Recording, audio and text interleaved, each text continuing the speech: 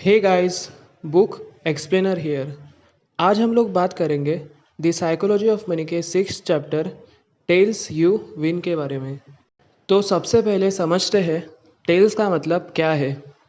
जब आप coins toss करते हो, हेड्स या टेल्स आता है। इन्वेस्टमेंट और लाइफ के डिसीजंस में भी कुछ आउटकम्स ऐसे होते हैं जो रेयर होते हैं, लेकिन उनका इम्पैक्ट बहुत बड़ा होता है। इन्हें कहते हैं tail events. For example, Amazon का एग्ज़ाम्पल लीजिए। जेफ बेजोस ने कई आइडियाज़ ट्राई किए, लेकिन उनमें से एक आइडिया, अमेज़ॉन वेब सर्विसेज, ने पूरा बिजनेस बदल दिया। एक और example, venture capital firms 100 startup में इन्वेस्ट करती है, लेकिन उनमें से सिर्फ एक या दो यूनिकॉर्न बनते हैं जो पूरी फर्म के प्रॉफिट्स को ड्राइव करते हैं। मॉर्गन हौसल एप्पल का एग्जाम्पल देते हैं। एप्पल एक ऐसी कंपनी है जिसने स्टॉक मार्केट में इतना बड़ा रिटर्न दिया कि अगर आपने सिर्फ उसमें इन्वेस्ट किया होता तो आपका पोर्टफोलियो बाकी सबसे बेटर परफॉर्म करता। स्टॉक मार्केट के टॉप 7% कंपनीज ही ओवरऑल रिटर्न्स का 100% जनरेट करती है। सो अगर आप रैंडमली इन्वेस्ट करते हो तो चांसेस है कि कुछ स्टॉक्स आपके पोर्टफोलियो को रॉकेट की तरह ऊपर ले जाए। मतलब आपको सब इन्वेस्टमेंट्स परफेक्ट करने की ज़रूरत नहीं है। आपको सिर्फ कुछ टेल इवेंट्स चाहिए और वो आपको मैसिव रिटर्न्स दे सकती है। ऑथर कहते हैं कि फेलियर एक नेचुरल प्रोसेस है। आप जितना ज़्यादा ट्राई करोगे उतनी ही ज़्यादा गलतियाँ होंगी, बट डोंट वरी, क्योंकि सिर्फ एक या दो सक्सेस आपके सारे लॉसेस को कवर कर सकती है। स्टीव जॉब्स ने एप्पल से निकाले जाने के बाद भी ट्राई किया और फिर एप्पल में वापस आए और आईफोन बनाया, जो एक टेल इवेंट था। सो हर गलती को फेलियर मत समझो, वो एक एक्सपेरिमेंट था। ये कंसेप्ट सिर्फ इन्वेस्टिंग में नहीं, आपकी पर्सनल लाइफ और करियर में भी अप्लाई होता है।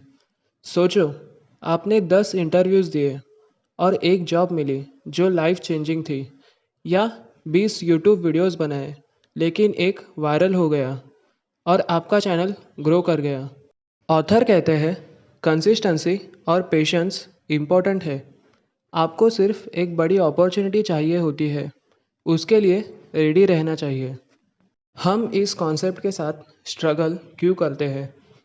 प्रॉब्लम यह है कि ह्यूमन ब्रेन एवरेजेस पे काम करता है। हम सोचते हैं कि हर एफर्ट सेम रिजल्ट देगा, लेकिन रियल वर्ल्ड ऐसा नहीं होता। टेल इवेंट्स अनप्रेडिक्टेबल होते हैं, बट अगर आप उनके लिए ओपन है तो जब वो आए आप उनका बेनिफिट ले सकते हो। सो बी रेडी, बी कंसिस्टेंस और फेलियर को एक्सेप्ट करो। चैप्टर 6 हमें एक बहुत इम्पॉर्टेंट लाइफ और इन्वेस्टिंग लेसन सिखाता है। ज़रूरी नहीं है हर एफर्ट सक्सेसफुल हो, लेकिन कुछ रेयर अनएक्सपेक्टेड इवेंट्स ही आपकी लाइफ बदल सकते हैं। इन्वेस्टिंग हो या करियर, हर बार सब कुछ परफेक्ट नहीं होता, लेकिन अगर आप रेगुलर ट्राई करते हो, सीखते हो, तो एक बड़ी सक्सेस, एक टेल इवेंट आपके 100 फेलियर्स को ओवरशैडो कर सकता है। मॉर्गन हौसल कहते हैं सक्सेस लक का नहीं, कंसिस्टेंसी का गेम है। आपको हर बार जीतने की ज़रूरत नहीं है, सिर्फ एक बार सही जगह पर होना काफ़ी है। सो फेलियर्स को एक्सेप्ट करो और अपॉर्चुनिटीज़ के लिए ओपन रहो। लाइफ और इन्वेस्टिंग दोनों में सब कुछ एवरेज नहीं होता। कुछ बड़ी जीतें ही आपकी जर्नी को डिफाइन करती है। आपको हर बार सही होने की ज़रूरत नहीं है, सिर्फ एक बड़ी जीत सब कुछ बदल सकती है। इसी पे ऑथर कहते हैं you can be wrong half the time and still makes Fortune. तो दोस्तों, ये था द साइकोलॉजी ऑफ मनी के 6th chapter tells you win का लेसन। क्या आपने कभी ऐसा टेल इवेंट एक्सपीरियंस किया है जिसने आपके लाइफ को या माइंडसेट को बदल दिया? तो कमेंट करके ज़रूर बताना।